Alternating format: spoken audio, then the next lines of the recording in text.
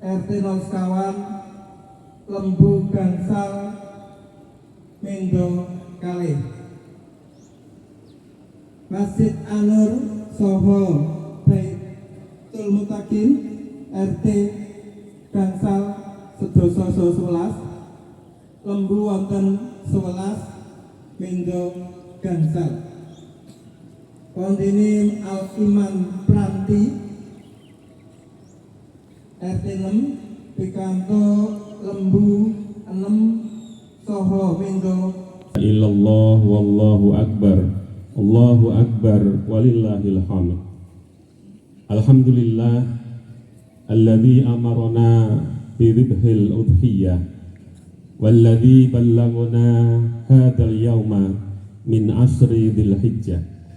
Asyhadu an la ilaha illallah wahdahu la syarikalah dzu rahmatin wasi'ah wa asyhadu anna Muhammadan abduhu wa rasuluh alladzi yurja minhu syafa'ah. Allahumma salli wa sallim ala sayyidina Muhammadin nabiyyir rahmah wa ala alihi wa sahbihi dzawil uqulis salimah. Salatan wa salaman daimaini mutalazimaini ila yaumil qiyamah. Amma ba'du fa ya ibadar rahman usikum wa nafsi bi taqwallahil mannan al-qail fi kitabihil Qur'an. A'udzu billahi minasyaitonir rajim. Inna a'tainakal kautsar fasholli li rabbika wanhar. Inna syani'aka huwal abtar. Shadaqallahul azim. Jamaah Idul Adha rahimakumullah. Hari ini kita merayakan hari Idul Adha, Idul Kurban, dengan mengumandangkan kalimat takbir, tahlil dan tahmid semalam suntuk mulai maghrib sampai pelaksanaan sholat Idul Adha yang kita sebut dengan takbir mursal atau takbir mutlak. Juga kita kumandangkan takbir di setiap habis melaksanakan ibadah sholat, baik sholat fardu maupun sholat sunat. Ini yang kita sebut dengan takbir muqayyad.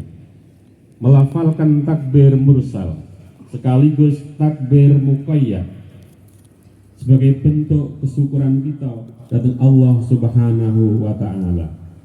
Sebagaimana disabdakan walitukmilul iddata walitukabbirullaha ala ma hadakum wa la'allakum tashkurun. Allahu akbar walillahil hamd. Jamaah Idul Adha rahimakumullah, membesarkan nama Allah, mengagungkan nama Allah di hari raya Idul Adha dengan berbagai redaksi.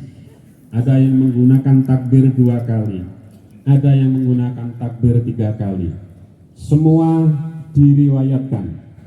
Dalam riwayat Abdullah ibnu Mas'ud disebutkan lafaz Allahu Akbar, la ilaha illallah, Allahu Akbar, walillahil hamd.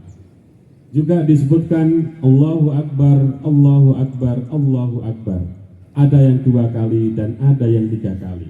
Semua ada riwayat dari Abdullah ibnu Mas'ud.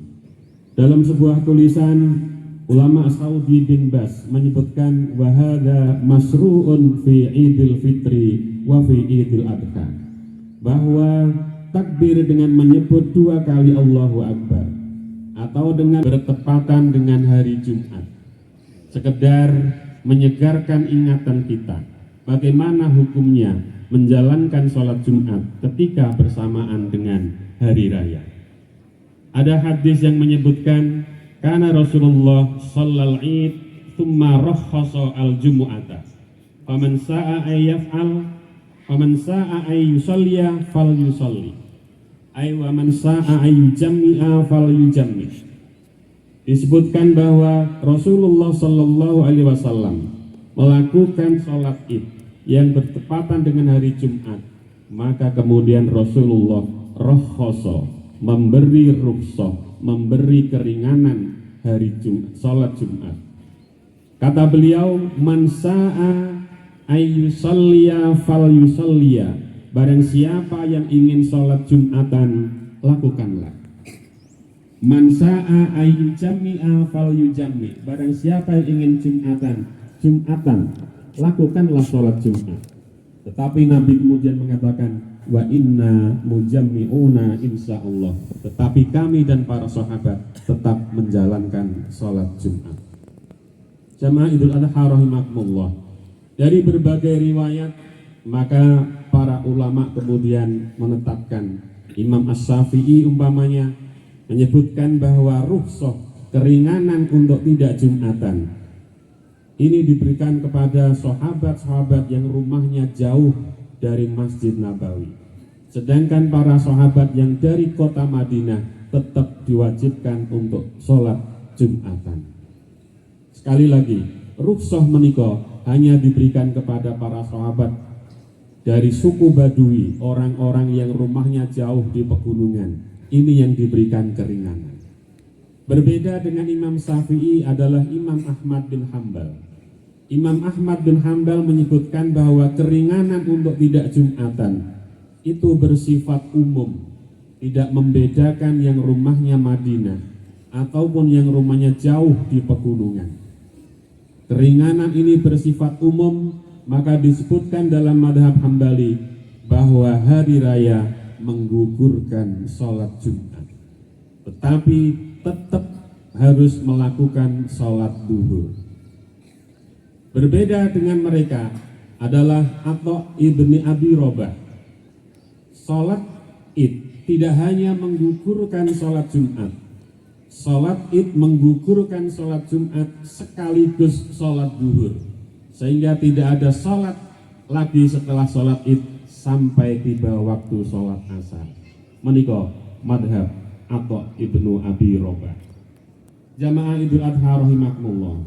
Tetapi Imam Abu Hanifah, Imam Malik menetapkan bahwa sholat Jum'ah itu adalah wajib.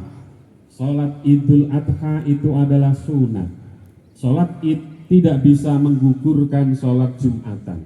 Maka sholat Jumat bagi madhab Abu Hanifah dan Imam Malik tetap dijalankan. Demikian berbagai pendapat yang disampaikan oleh para ulama tentang Jumatan ketika bertepatan dengan hari raya. Tetapi yang jelas Nabi mengatakan inna mujammi'un, kami tetap Jumatan. Maka Jumatan harus tetap dilaksanakan di setiap masjid.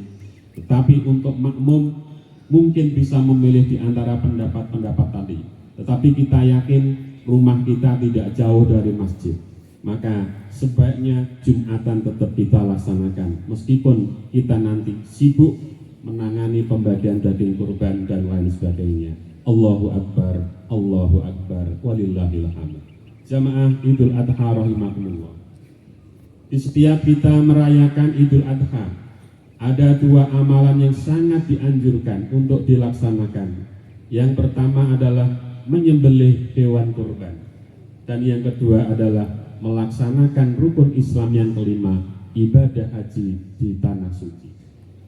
Saudara-saudara kita yang sedang melaksanakan ibadah haji, insya Allah waktu ini sedang bergerak dari Musdalifah untuk menuju ke Mina, melaksanakan balang jumroh Aqobah, yang kemudian besok diteruskan dengan jumroh-jumroh yang lainnya.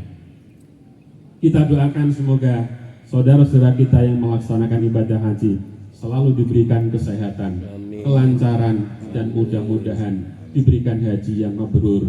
Amin ya Rabbal